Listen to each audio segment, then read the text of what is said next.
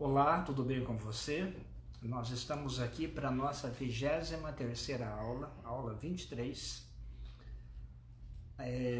Faça sua inscrição no canal, ative as notificações para você ficar sempre por dentro daquilo que é pregado, falado na Igreja Adventista da Barra, Salvador, Bahia.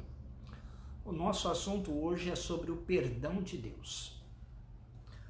Nós vamos ler 20 versos da Bíblia, rápidos, concisos, mas o importante é que quem dá a mensagem aqui não sou eu, quem dá a mensagem aqui é a Bíblia, 1 João. Evangelho, não é o Evangelho de João, é a Epístola Universal de João, depois dos livros de Pedro, 1 João 1, versos 7, 8 e 9. Quem está orientando você, o seu professor é Cristo através da palavra. Eu apenas sou um moderador que está apresentando para você o texto bíblico. Diz assim, que o assunto hoje, é perdão. Deus quer perdoar os seus pecados. Nós temos uma verdade só na Bíblia, e esse curso tem 40 lições, para mostrar para você que essa verdade ela é muito grande, muito ampla, para ser entendida de uma só vez. Quando você tem uma visão muito profunda, não tem jeito, você tem que ter uma capacidade muito grande intelectual de conhecer tudo ao mesmo tempo. Então nós vamos estudando de forma pedagógica, separada, né? Nós vamos dissecando, no bom sentido, o conhecimento para ficar claro. Entretanto, a verdade é uma só. Cristo é a verdade, eu sou o caminho, a verdade e a vida, e a palavra de Deus é a verdade, o verbo de Deus é a verdade, tudo é uma coisa só. Então, o que acontece? A primeira aliança, aquela do Sinai, ela nos fez culpados das transgressões da lei. E o salário do pecado é a morte. Quem peca tem que morrer. Então agora, como é que Deus vai tirar o pecado de você? Através do sangue de Cristo. Mas ele também toma uma decisão quando você pede perdão. Ele te perdoa. Então leiamos 1 João 1, 7, 8 e 9, os versos 7, 8 e 9. Verso 7. Se porém andarmos na luz como ele está na luz, mantemos comunhão uns com os outros, e o sangue de Jesus, seu Filho, nos purifica de todo o pecado.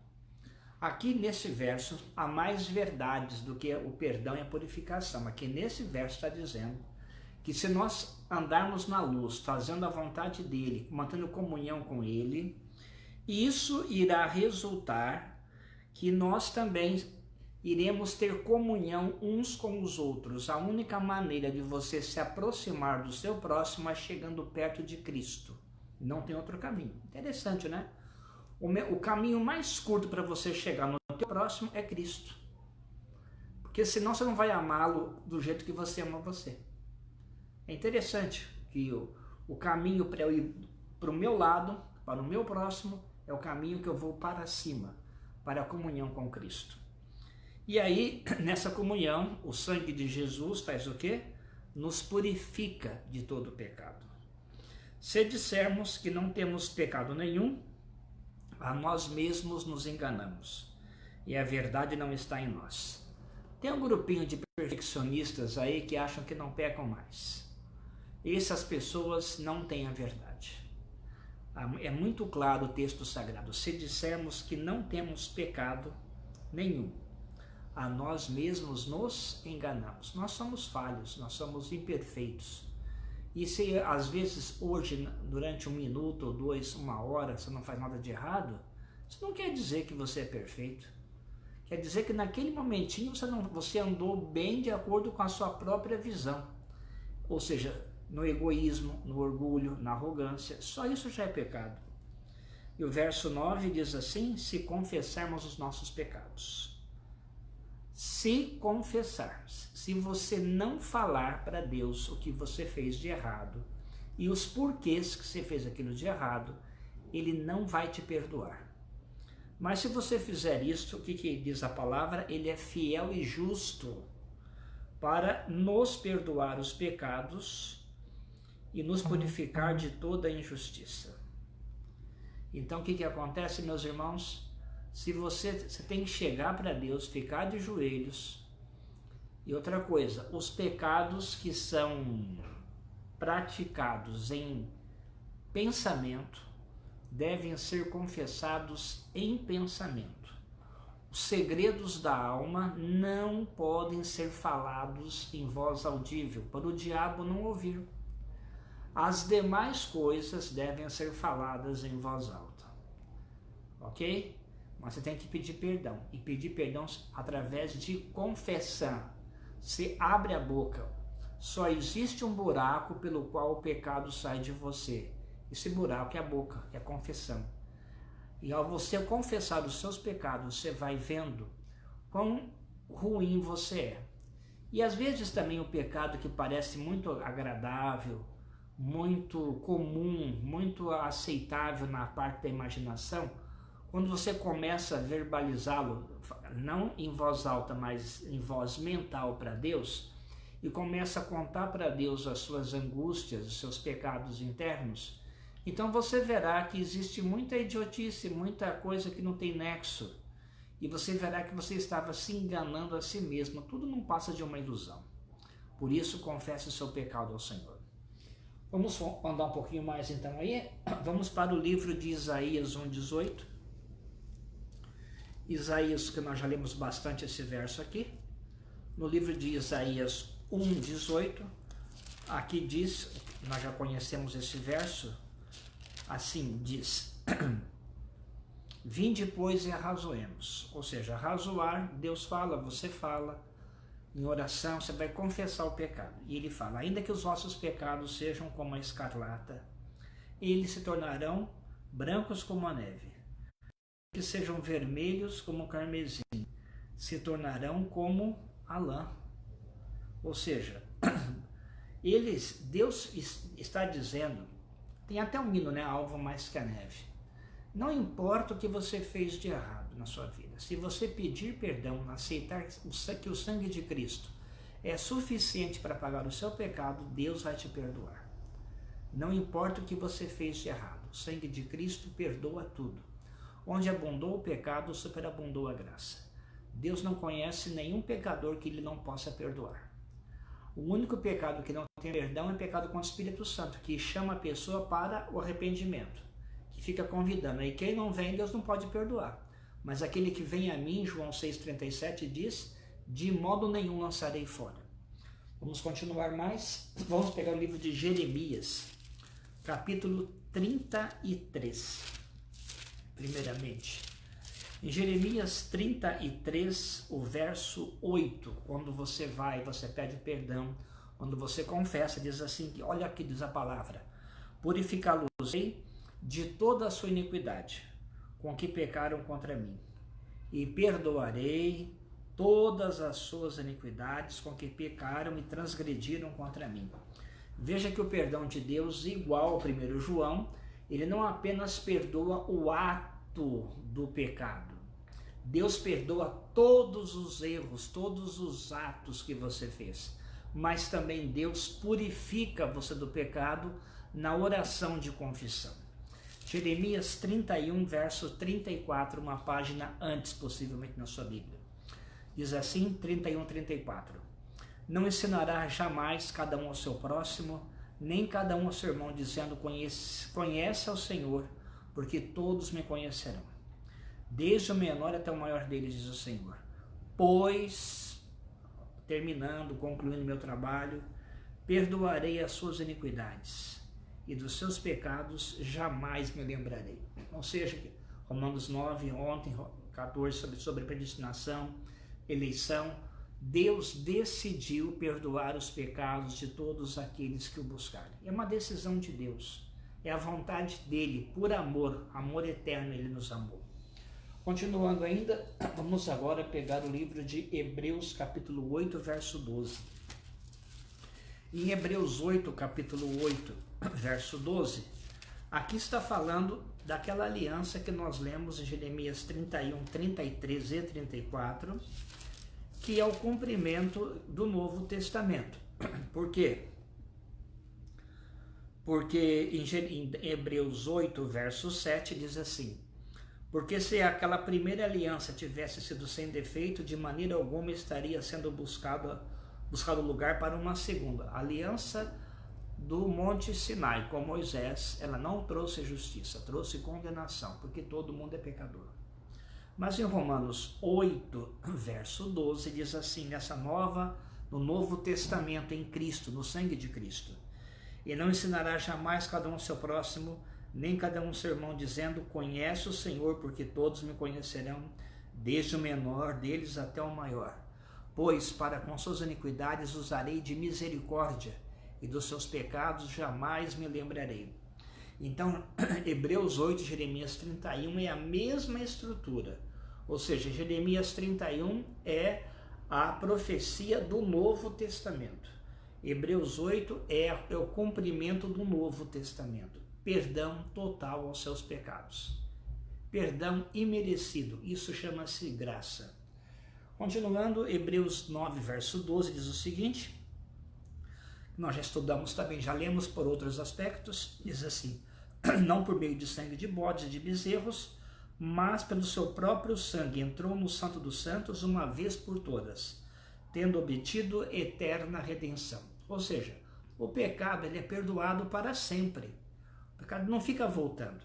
Continuando ainda, vamos agora para o livro de Atos, capítulo 2, no verso 37. Aqui é o dia do Pentecoste. Nós lemos que para uma pessoa ser perdoada, ela precisa confessar os pecados. Ela tem que abrir a boca e apresentar as razões. Ela precisa falar para Deus o que ela fez de errado. E eu repito, aquilo que é notório, que é público, se confessa num quarto, a portas fechadas, sozinho, em oração com Deus, de joelhos. E pode ser usado a voz alta. Mas os segredos da alma devem ser confessados em voz mental, em pensamento. Atos 2, verso 37. Diz assim: depois do sermão de Pedro, diz: ouvindo eles, o povo que escutou o sermão de Pedro, estas coisas, compungiu-se-lhes o coração e perguntaram a Pedro e aos demais apóstolos: que faremos, irmãos, agora? Respondeu-lhes Pedro: arrependei-vos e cada um de vós seja batizado em nome de Jesus Cristo para a remissão dos vossos pecados e recebereis o dom do Espírito Santo. Aqui nós temos 3 situações bem destacadas: arrependimento, conversão, ou seja, em Atos 5:31 diz assim a palavra de Deus: Deus, porém, com a sua destra, o exaltou a príncipe e salvador, a fim de conceder a Israel o arrependimento e a remissão de pecados. O arrependimento é um trabalho do Espírito Santo que ele faz no coração do pecador. No verso 37, esse trabalho, ele é visto aqui: compungiu-se-lhes o coração. É o Espírito Santo convencendo do pecado, da justiça e do juízo. Joel 2:28, o Espírito cai sobre toda a carne. É o Pai que enviou, porque Cristo pediu. E aí, essas pessoas com o coração consternado, com o coração agora aplacado, e esse coração ele está agora sensível à voz de Deus, Pedro faz um apelo: arrependei-vos e convertei-vos, né? Arrependei-vos e cada um de vós seja batizado em nome de Jesus. Então tem que ser batizado também para receber o perdão dos pecados. Tem que confessar, ser batizado. E o que é esse arrependimento? É deixar que o Espírito Santo continue agindo. Que ninguém se arrepende sozinho. Ninguém pode ir ao Pai, a Cristo, se o Espírito Santo não o trouxer. Na época de Cristo aqui na terra, em João 6,44, o Espírito não tinha descido ainda, João 7,39. Então, como ele não tinha descido ainda, porque ele só vai descer em Atos 2, na época dos evangelhos, quem levava o povo até Jesus era o Pai. Isso está lá em João 6,44, que diz: ninguém pode vir a mim se o Pai que me enviou não o trouxer. Então aqui agora, o que acontece? existe a remissão dos pecados, ou seja, os pecados estão perdoados. E também o novo nascimento, né? Que é recebereis o dom do Espírito Santo. Porque sempre existe aquela união. O sangue de Cristo tira da condenação do pecado, perdoa o pecado, mas o Espírito produz em você uma nova criatura, um novo coração, um espírito reto, uma mente pura, uma boca pura. Você é transformado, regenerado, você é reconstruído por Deus pelo poder do Espírito Santo. Lembre-se que o Evangelho é o poder de Deus para a salvação. Não é só a mensagem de perdão, não é só o perdão que é dado. O Espírito também é dado para uma nova vida, uma vida de transformação real em Cristo. Uma vida de obediência perfeita e completa a todos os mandamentos do Espírito Santo, que são os mandamentos de Deus. Continuando ainda, nós vamos agora encontrar João 4, verso 32. É isso mesmo? Deixa eu ver. Perdão, Efésios 4, 32. Gálatas 32. E aqui nós temos, eu vou falar o seguinte, Colossenses 3, verso 13, Mateus 6 e Efésios 4, tudo é a mesma coisa, que eu vou ler só um texto aqui. Diz assim: antes sede uns para com os outros benignos, compassivos, perdoando-vos uns aos outros, como também Deus em Cristo vos perdoou.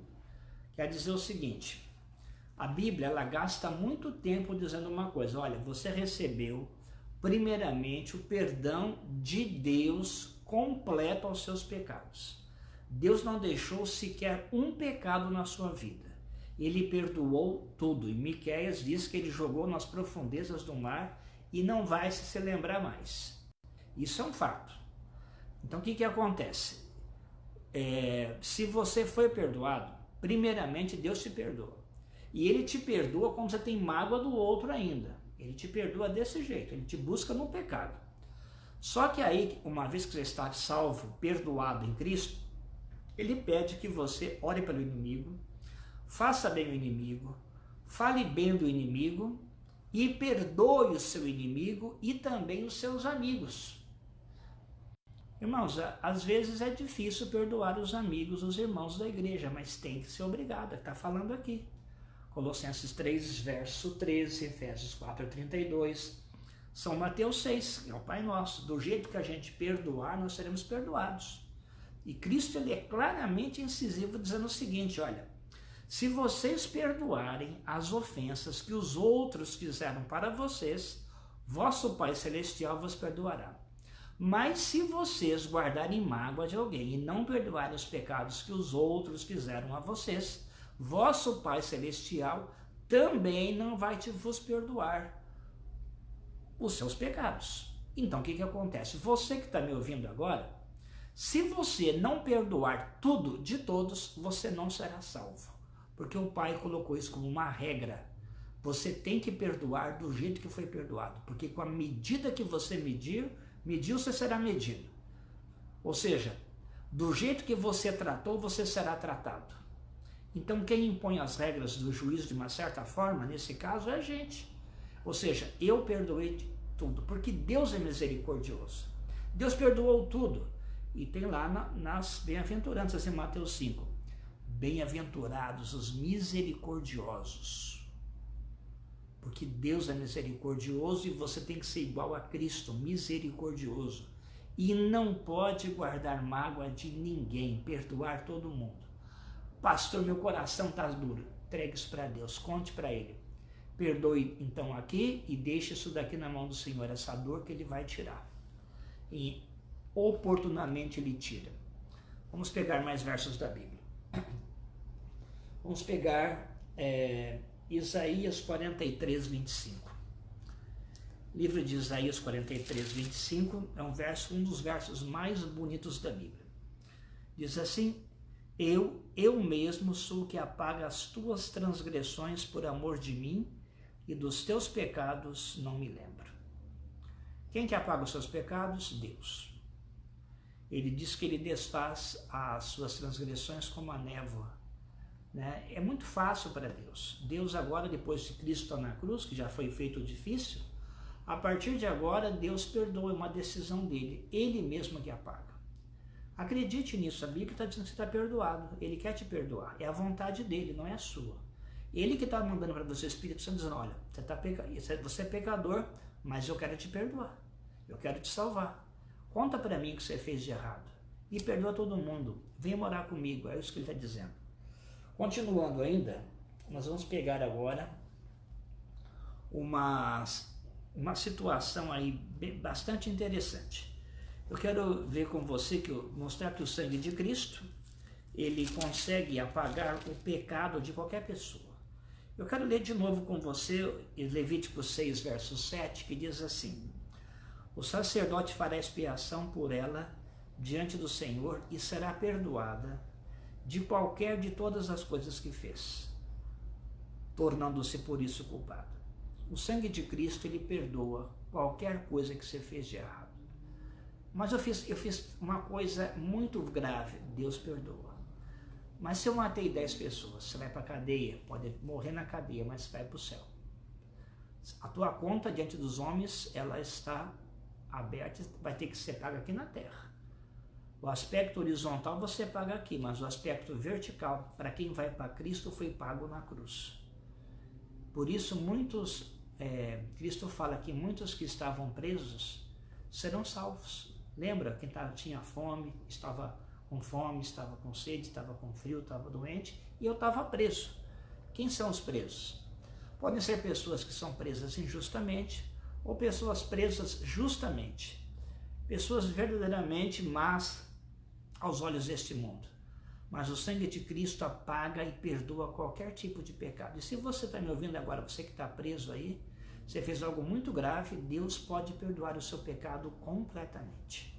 Você será salvo se crer, for batizado e confessar, e viver de acordo com o que o Espírito Santo lhe disser. Seja fiel até a morte e você receberá a coroa da vida. Continuando o nosso texto, nós vamos agora para o livro terminando, Jeremias, capítulo 3. Em Jeremias 3, nós temos uma situação delicada, no mínimo delicada. Aqui existem muitas situações na Bíblia onde Cristo é o marido e a mulher é a igreja. Em João 8, por exemplo, uma mulher que foi pega em adultério, ela é trazida para ser apedrejada. Isso em João 8, do verso 1 em diante. Porém, naquela situação, é apresentado no Novo Testamento várias situações de Cristo perdoando muitas pessoas. Cristo é Deus, ele perdoa, ele é que ele quer perdoar. O prazer de Deus é perdoar quem quer ser perdoado, ou quem aceitou ser perdoado, porque o Espírito Santo antes chegou no coração, amoleceu o coração, deixou o coração sensível. Então ali, Deus quer perdoar essas pessoas. Mas essa imagem de Efésios, de marido, Cristo, esposa, igreja de Apocalipse, Nova Jerusalém como noiva, também é aplicada no Antigo Testamento. E no livro de Oséias, ele se casa com uma mulher prostituta. E essa mulher prostituta simboliza o povo de Israel. E Deus diz assim para Oséias: vai lá e casa com um homem, tenha filho com ela. E aquela mulher, ela, não sei por que razão, ela é extremamente infiel a ele. E acontece que Oséias é símbolo de Cristo ao perdoar sua esposa, tantas vezes infiéis a ele. Mas em Jeremias 3, verso 1, diz assim: se um homem repudiar sua mulher, e ela o deixar, e tomar outro marido, porventura o primeiro tornará a ela? Não se poluiria com isso toda aquela terra? Ora, se tu te prostituíste com muitos amantes, mas ainda assim torna para mim, diz o Senhor. Gente, aqui está dizendo o seguinte, escuta bem. Imagine um homem, nos dias de hoje, a mulher dele o trai, arruma um amante e ele se divorcia. Aí essa mulher, ela tem vários casamentos. E após alguns anos, o primeiro marido volta com ela. E graças a Deus que voltou, que o casamento foi reerguido. Nos dias de hoje, tem gente que acha isso estranho. Não desce bem. Algumas pessoas têm preconceito com relação ao perdão. Porém, naquela época de Jeremias, era um escândalo se isso acontecesse, mas daquele bem grande. E Deus está dizendo que a ilustração que ele está dando aqui é insuficiente, é só um relance, uma sombra da realidade. Porque ele fala para Israel, você se prostituiu, não foi com foi com muitos amantes, ou seja, muitas vezes, muitos deuses, naqueles montes, nos outeiros, lugares altos. Então Israel adorava e sacrificava outros deuses. Então o que Deus diz? Ainda assim eu te perdoo, volta para mim que eu te aceito de volta. Isso é para mostrar para você que não importa quantas vezes você pecou ou errou na sua vida, sempre há tempo de voltar, até que Jesus, lá no santuário celestial, até que ele tire as vestes sacerdotais, do jeito que Arão tirava lá em Levítico 16, você pode voltar para Deus, que ainda é tempo de graça, ele vai te perdoar. Não importa o que você fez de errado, não importa mesmo, não importa quão longe você foi, Deus quer te perdoar. E ele fala o seguinte, pelo que foram retiradas, verso 3, as chuvas, e não houve chuva serôdia, mas tu tens a fronte de prostituta e não queres ter vergonha.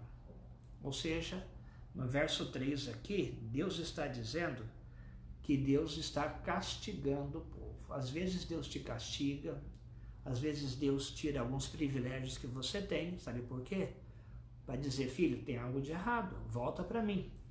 E qual é a situação, qual é o critério para Deus te aceitar? Vira a folha Jeremias 3, verso 13. Diz assim, tão somente reconhece a tua iniquidade. Reconhece que transgrediste contra o Senhor teu Deus e te prostituíste com os estranhos debaixo de toda árvore frondosa e não deste ouvido à minha voz, diz o Senhor. O que Deus quer? Confessa, reconhece que você pecou. Diga, Senhor, eu pequei, eu errei e eu gostei de ter pecado, gostei de ter errado. Não sei por que eu sou assim, mas eu sou assim. Por isso que Deus não pode só perdoar, tem que purificar. E aí ele manda a chuva serôdia, que tinha tirado, que é o Espírito Santo, a transformação. Então o que Deus espera de você? Que você reconheça, que você confesse o seu pecado, peça perdão. E segundo a promessa da Bíblia, da Palavra de Deus, de Cristo, do Espírito do Pai, você será perdoado. Você ficará mais alvo do que a neve.